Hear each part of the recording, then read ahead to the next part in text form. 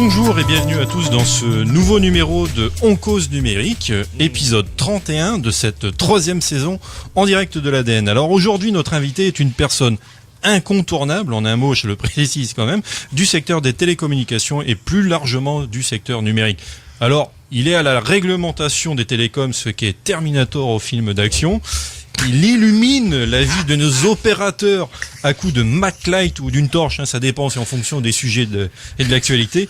Gardien et régent de l'équité numérique, il est le directeur de l'agence de réglementation numérique, Monsieur Tamatoa Pommier. Bonjour Tamatoa.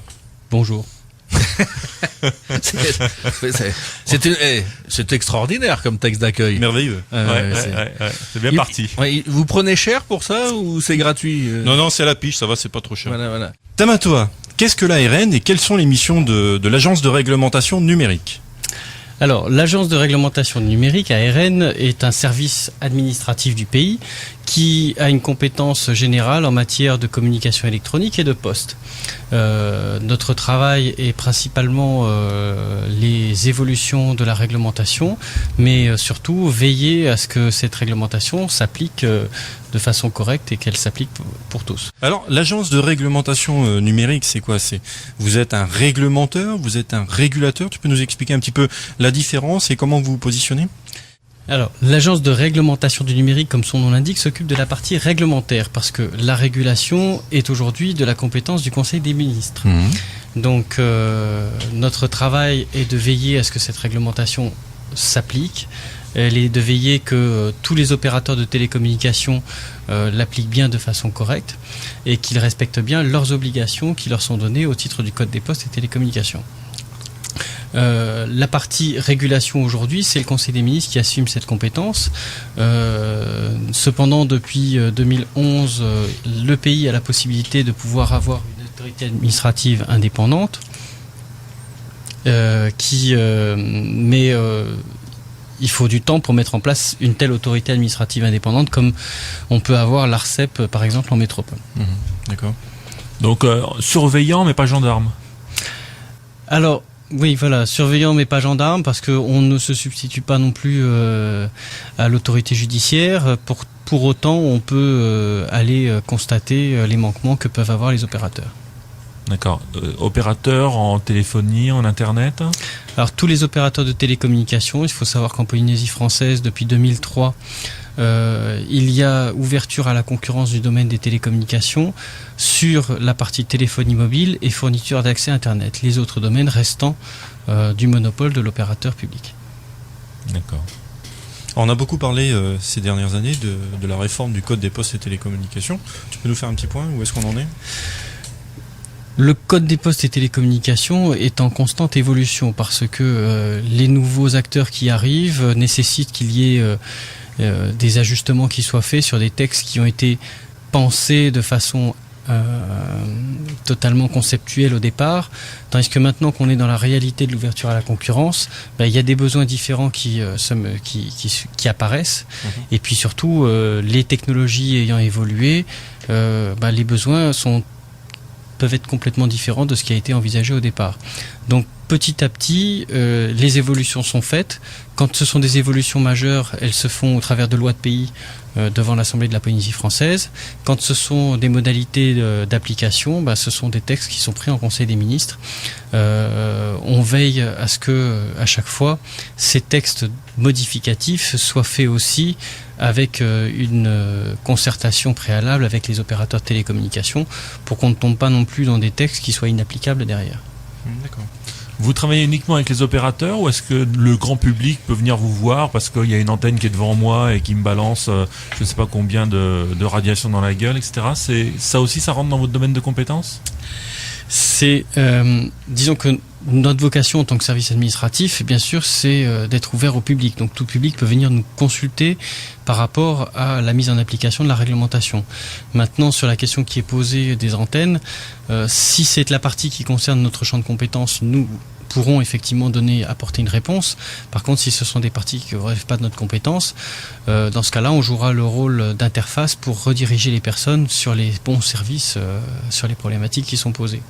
Donc, s'agissant du niveau d'exposition des antennes, on a la possibilité, nous, de faire des pré-contrôles parce que ça fait partie de nos missions, mais aussi de demander à ce que des contrôles plus affinés puissent être faits sur les choses. D'accord. On a souvent l'impression que la relation avec les opérateurs n'est pas si évidente que ça, si facile. Est-ce que tu peux nous expliquer un petit peu justement quel est l'état des relations que vous avez à la fois avec l'opérateur historique et puis ceux qui sont rentrés récemment sur le marché, en l'occurrence Viti, et puis ceux qui sont à venir? Est-ce que les relations se font sur des bases sereines? Les relations se font sur la base déjà du code des postes et télécommunications. Donc on est dans l'application d'une réglementation dans la plupart des cas. Donc notre rôle, nous, c'est d'informer tout le monde, de savoir quels sont les droits et les devoirs de chaque opérateur. Maintenant, les relations, je pense qu'aujourd'hui, les relations qui sont les plus complexes à gérer sont les relations entre opérateurs. Parce que on n'a jamais vu un marché s'ouvrir à la concurrence de façon totalement, comment je pourrais dire, simple et fluide. Simple et fluide, voilà. Forcément, l'opérateur existant a des intérêts à défendre et puis aussi a des interrogations par rapport à l'ouverture et au mécanisme d'ouverture à la concurrence. Nous, notre expérience et l'expérience que l'on retire des contacts qu'on peut avoir avec d'autres pays, c'est que chaque pays finalement décline l'ouverture à la concurrence de la façon qui lui correspond le mieux. Donc il n'y a pas de règles générales qui disent pour ouvrir la concurrence on va faire point 1, point 2, point 3.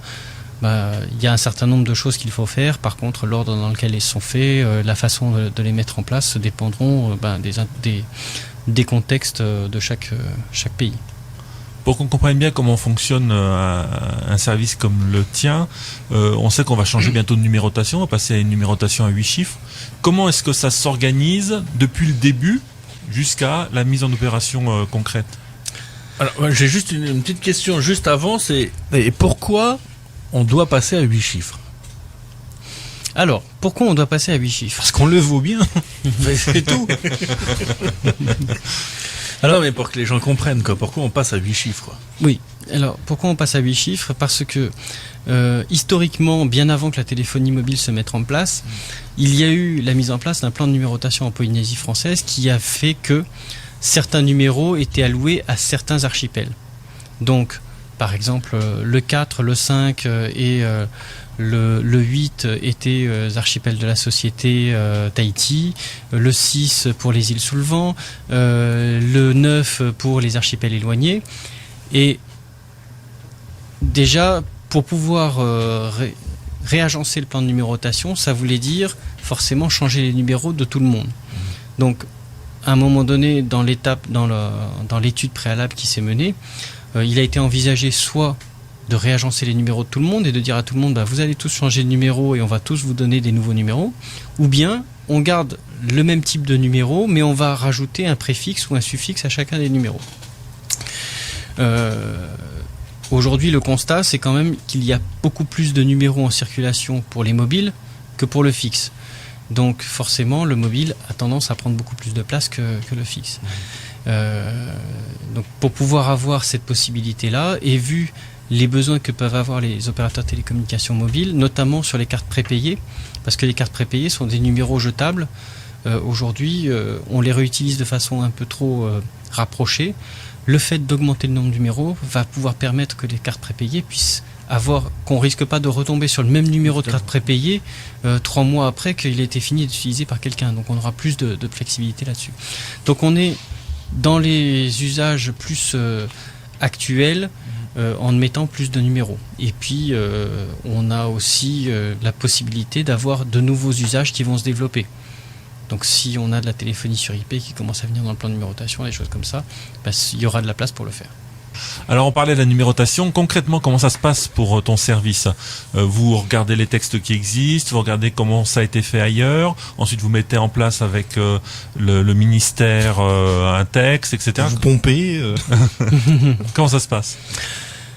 Comment ça se passe? C'est que y a deux parties dans le plan de numérotation. Il y a la numérotation interpersonnelle qui sont les numéros de téléphone de tout le monde, que ce soit fixe, mobile, etc., qui est la partie la plus visible des choses, mais il y a aussi tout ce qui est numéro d'urgence, numéro de code interopérateur, etc., qui sont aussi à mettre en œuvre à l'intérieur.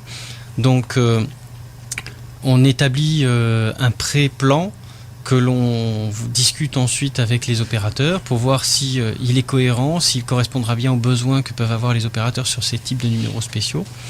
Et après, on passe à la rédaction du nouveau plan de numérotation en tant que tel. Alors, il y a un sujet qu'on n'a pas abordé, qui concerne les noms de domaine. Tu peux nous expliquer un petit peu le rôle de l'ARN par rapport à la gestion des noms de domaine? Alors déjà, il faut rappeler que... Qu'est-ce qu'un nom de domaine déjà? Voilà. Les noms de domaine de premier niveau de l'Internet sont des noms de domaine que l'on donne pour tous les pays. Donc par exemple le .fr, le point de tous les pays. Et la Polynésie a en gestion tout ce qui est .pf, qui est une ressource publique, donc qui est donc la propriété de la Polynésie française. Historiquement, ces noms de domaine étaient gérés par une société, mais la propriété est bien celle du pays.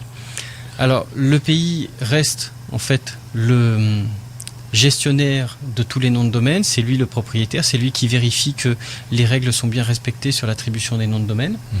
Mais la commercialisation des noms de domaine peut être déléguée à une ou plusieurs sociétés dans le pays. Aujourd'hui, il n'y en a qu'une seule, mais on pourrait très bien envisager, une deuxième. Qu'il y en ait 2, 3, etc.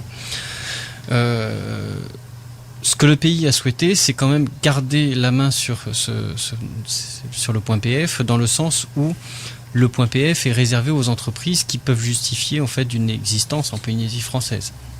Donc normalement, on ne peut pas être une entreprise à l'extérieur de la Polynésie française et prendre un nom de domaine, sauf si on a un représentant en Polynésie qui se porte garant pour l'entreprise en question.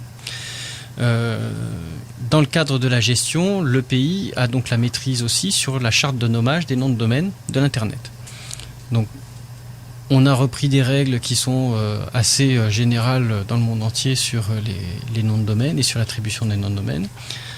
Avec la nécessité pour pouvoir bénéficier d'un nom de domaine de premier niveau d'apporter les justificatifs nécessaires pour dire que l'on est bien fondé de demander tel ou tel nom de domaine.